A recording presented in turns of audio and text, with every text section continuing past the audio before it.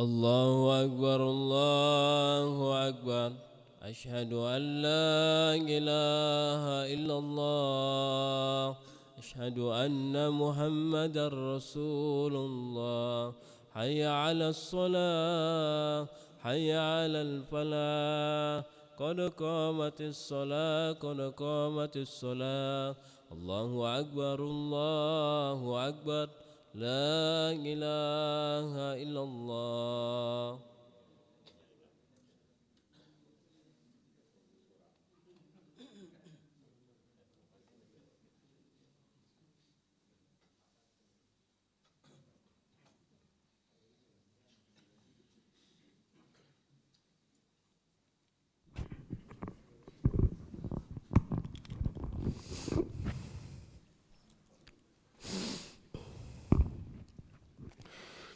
لا إله إلا الله محمد رسول الله صلى الله عليه وسلم استوعدوا استوصفكم فإن تسوة الصفوف تمام الصلاة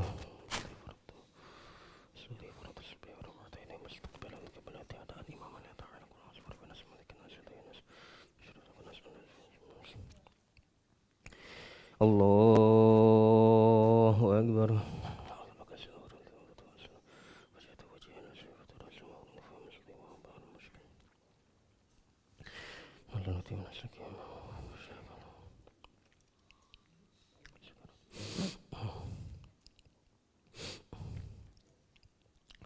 بسم الله الرحمن الرحيم الحمد لله رب العالمين الرحمن الرحيم مالك يوم الدين إياك نعبد وإياك نستعين اهدنا الصراط المستقيم صراط الذين أنعمت عليهم غير المغضوب عليهم ولا الضالين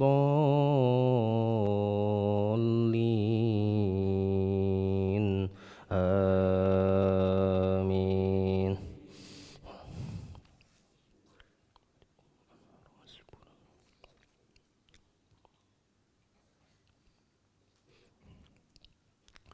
وألقى في الأرض رواسي أن تميد بكم وأنهارا وسبلا لعلكم تهتدون وعلامات وبالنجم هم يهتدون أفمن يخلق كمن لا يخلق أفلا تذكرون وإن تعدوا نعمة الله لا تحصوها إن الله لغفور رحيم والله يعلم ما تسرون وما تعلنون والذين يدعون من دون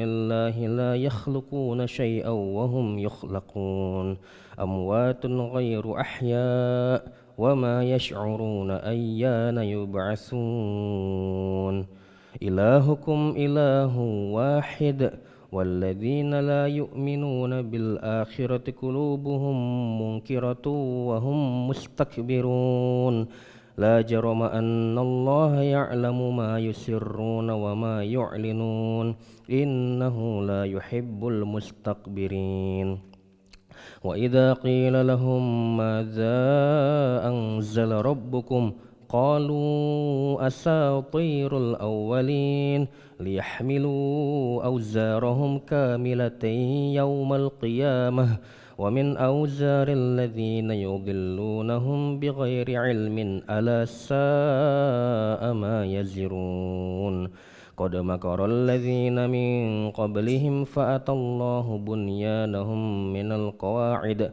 فخر عليهم السقف من فوقهم وأتاهم العذاب من حيث لا يشعرون الله أكبر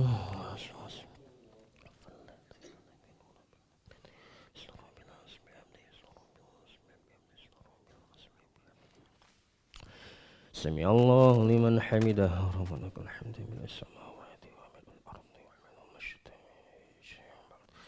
الله أكبر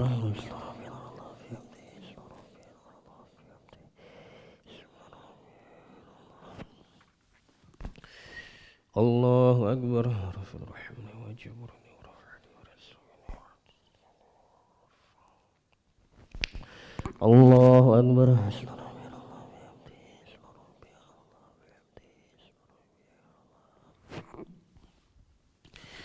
الله أكبر. بسم الله الرحمن الرحيم. الحمد لله رب العالمين الرحمن الرحيم مالك يوم الدين إياك نعبد وإياك نستعين اهدنا الصراط المستقيم صراط الذين أنعمت عليهم غير المغضوب عليهم ولا الضالين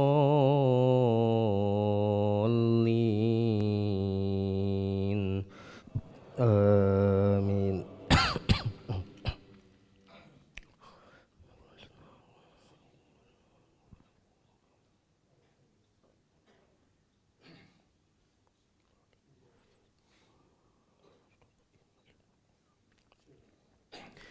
ثم يوم القيامة يخزيهم ويقول أين شركائي الذين كنتم تشاقون فيهم قال الذين أوتوا العلم إن الخزي اليوم والسوء على الكافرين الذين تتوفاهم الملائكة ظالمي أنفسهم فألقوا السلم ما كنا نعمل من سوء بلى إن الله عليم بما كنتم تعملون فادخلوا أبواب جهنم خالدين فيها فلبئس مثوى المتكبرين وقيل للذين اتقوا ماذا أنزل ربكم قالوا أساطير الأولين وقيل للذين اتقوا ماذا أنزل ربكم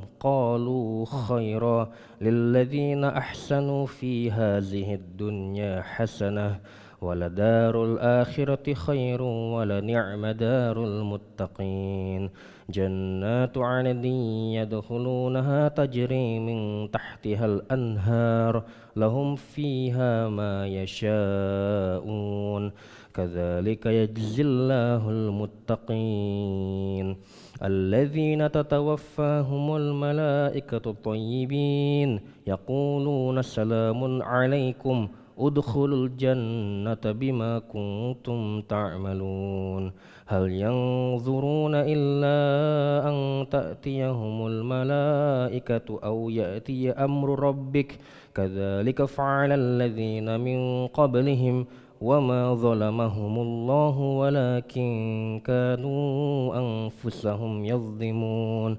فأصابهم سيئات ما عملوا وحاق بهم ما كانوا به يستهزئون الله أكبر.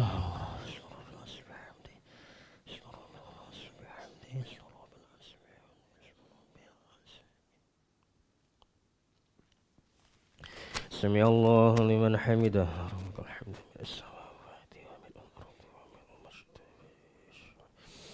اللهم اهدنا فيمن هديت وعافنا فيمن عافيت وتولنا فيمن توليت وبارك لنا فيما أعطيت وقنا برحمتك شر ما قضيت فلا تقضي ولا يقضى عليك وإنه لا يئس من أحد ولا يذل من واليت تبارك ربنا وتعالى فلك الحمد على ما قضينا نستغفرك ونتوب إليك صلى اللهم على سيدنا محمد النبي الأمي وعلى آله وصحبه وبارك وسلم.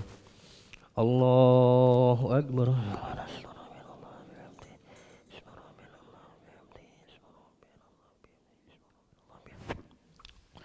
الله أكبر. رفض الرحمن.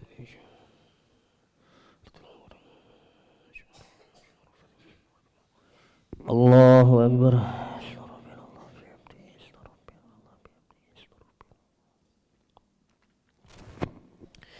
الله أكبر.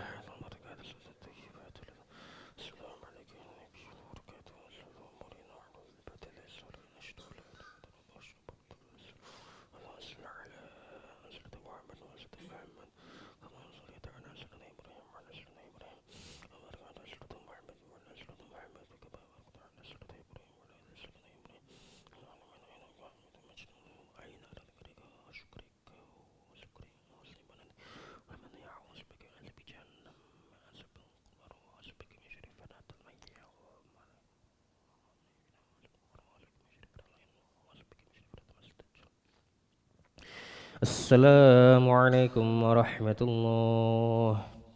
السلام عليكم ورحمة الله.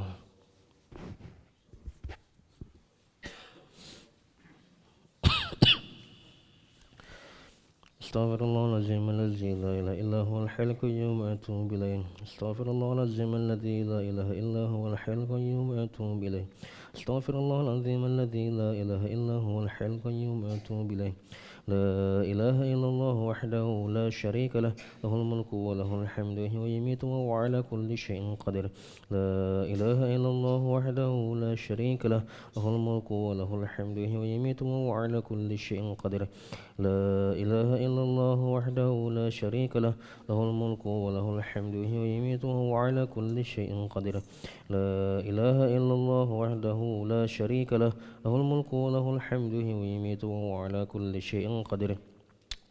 لا إله إلا الله وحده لا شريك له، له الملك وله الحمد ويميت وهو على كل شيء قدير. لا إله إلا الله وحده لا شريك له، له الملك وله الحمد ويميت وهو على كل شيء قدير. لا إله إلا الله وحده لا شريك له، له الملك وله الحمد ويميت وهو على كل شيء قدير. لا إله إلا الله وحده لا شريك له، له الملك وله الحمد ويميت وهو على كل شيء قدير. لا إله إلا الله وحده لا شريك له، له الملك وله الحمد ويميت وهو على كل شيء قدير. لا إله إلا الله وحده لا شريك له، له الملك وله الحمد ويميت وهو على كل شيء قدير. اللهم أجرنا من النار، اللهم أجرنا من النار، اللهم أجرنا من النار، اللهم أجرنا من النار، اللهم أجرنا من النار، اللهم أجرنا من النار، اللهم أجرنا من النار السالمين. اللهم أنت السلام منك السلام وإليك يعود السلام، فحينا ربنا بالسلام وأدخلنا الجنة دار السلام. تباركت ربنا وتعاليت ذا الجلال والإكرام. أعوذ بالله من الشيطان الرجيم. بسم الله الرحمن الرحيم. الحمد لله رب العالمين الرحمن الرحيم مالك يوم الدين. إياك نعبد وإياك نستعين. اهدنا الصراط المستقيم صراط الذين أنعمت عليهم غير المغضوب عليهم ولا الضالين آمين. وإلهكم إله واحد لا إله إلا هو الرحمن الرحيم.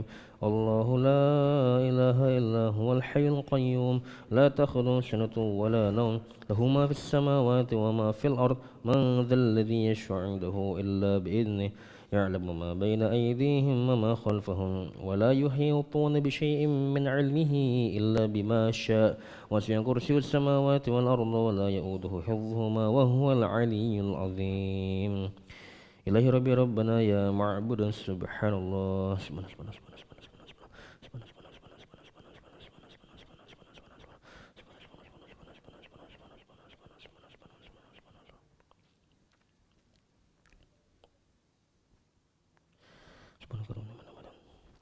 Alhamdulillah, alhamdulillah, alhamdulillah,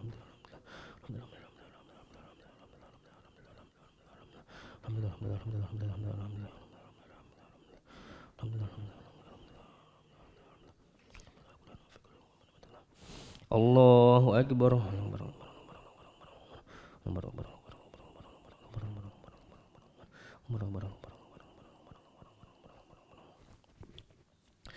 Allahu Akbar kabira, alhamdulillah katsira, subhanallahi bukratan wa asila. La ilaha illallah wahdahu la syarika lah, lahul mulku wa lahul hamdu wa yumiitu wa huwa ala kulli syai'in qadir. Wa la hawla wa la quwwata illa billahil aliyyil azim.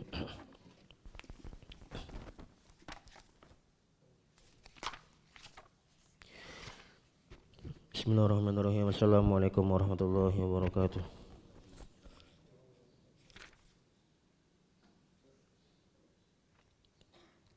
Nahmaduhu wa nasalli wa nasallimu ala rasulil karim, amma ba'du. Pada kesempatan sebuah kali ini insyaallah kita akan mendengar beberapa hadis mengenai pentingnya fadilah salat sunnah dan salat nafilah.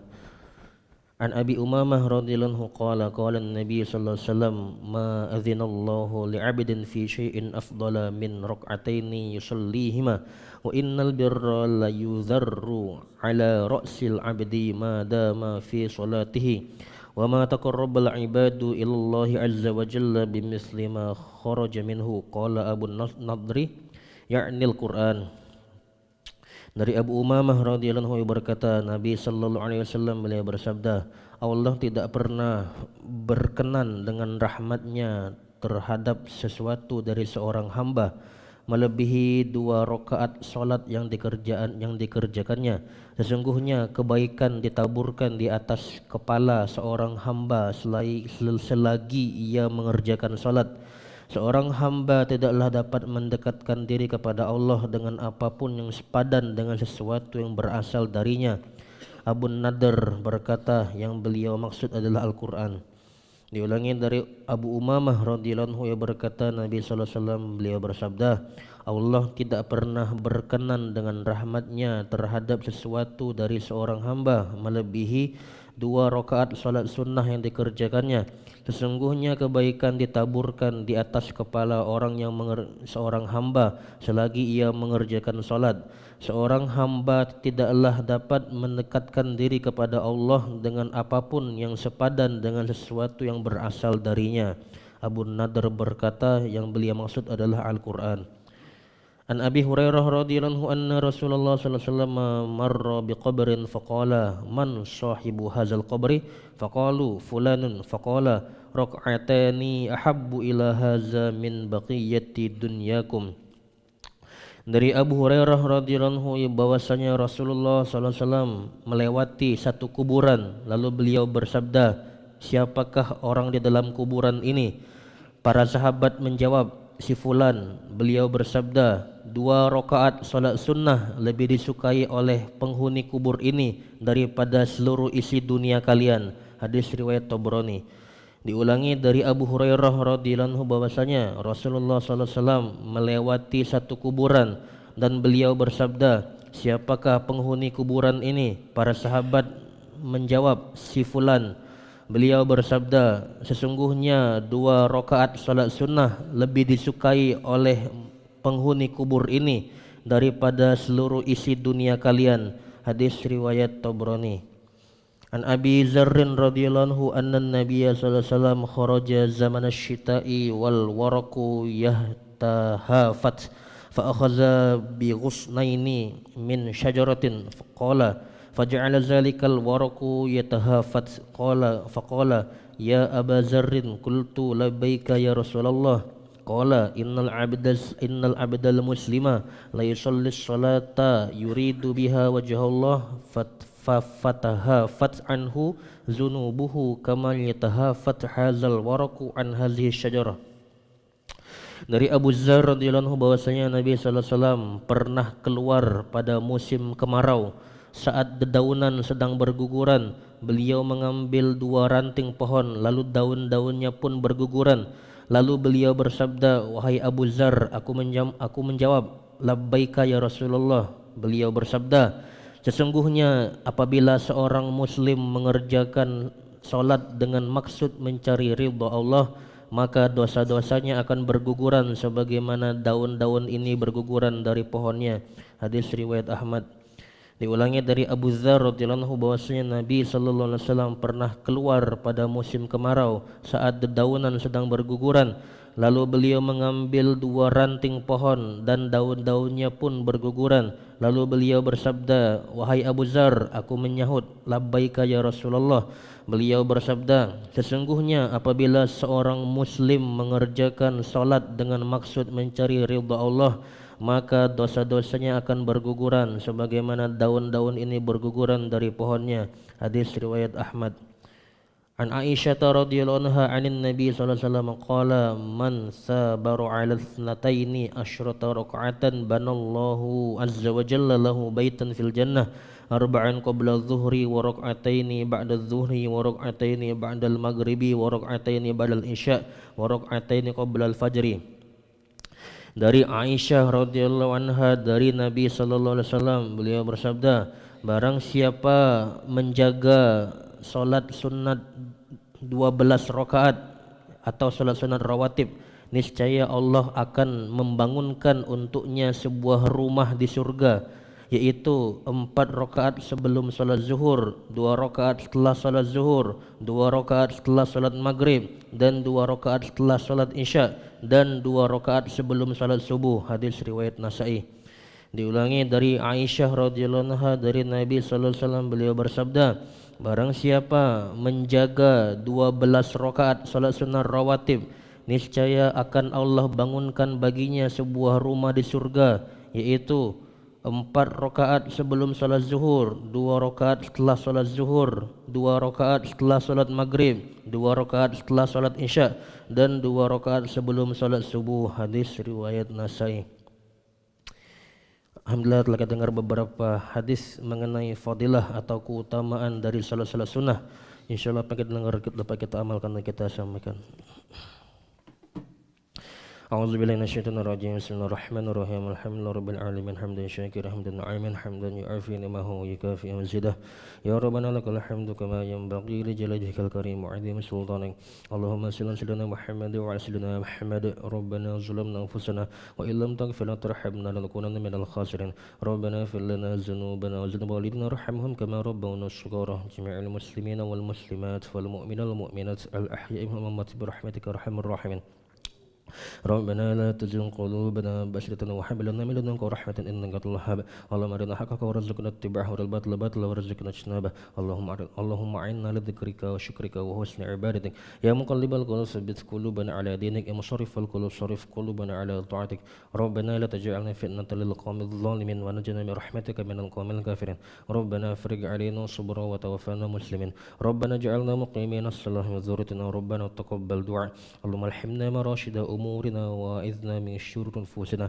اللهم اهدنا واهد بنا واهدنا جميعا واجعلنا سببا لمن اهتدى يا حي يا قيوم برحمتك نستغيث أصلح لنا شأننا كلها ولا تكلنا إلى أنفسنا طرفة عين ربنا هب لنا من أزواجنا وذريتنا قرة أعين واجعلنا للمتقين إماما ربنا آتنا في الدنيا حسنة وفي الآخرة حسنة وقنا عذاب النار صلى الله على سيدنا محمد النبي الأمي وعلى آله وصحبه وسلم بفضل سبحان ربك رب العزة عما يصفون وسلام على المرسلين والحمد لله رب العالمين سبحان الله بحمده سبحانك اللهم وبحمدك أشهد أن لا إله إلا أنت أستغفرك Assalamualaikum warahmatullahi wabarakatuh. Sallallahu ala Muhammad sallallahu alaihi wasallam. Sallallahu ala Muhammad sallallahu alaihi wasallam. Sallallahu ala Muhammad sallallahu alaihi wasallam. Sallallahu ala Muhammad sallallahu alaihi wasallam. Sallallahu ala Muhammad sallallahu alaihi wasallam. Sallallahu ala Muhammad sallallahu alaihi wasallam. Sallallahu ala Muhammad sallallahu alaihi wasallam. Sallallahu ala Muhammad ya Rabbi salli wa sallim Allahumma salli wa sallim wa barik alaihi.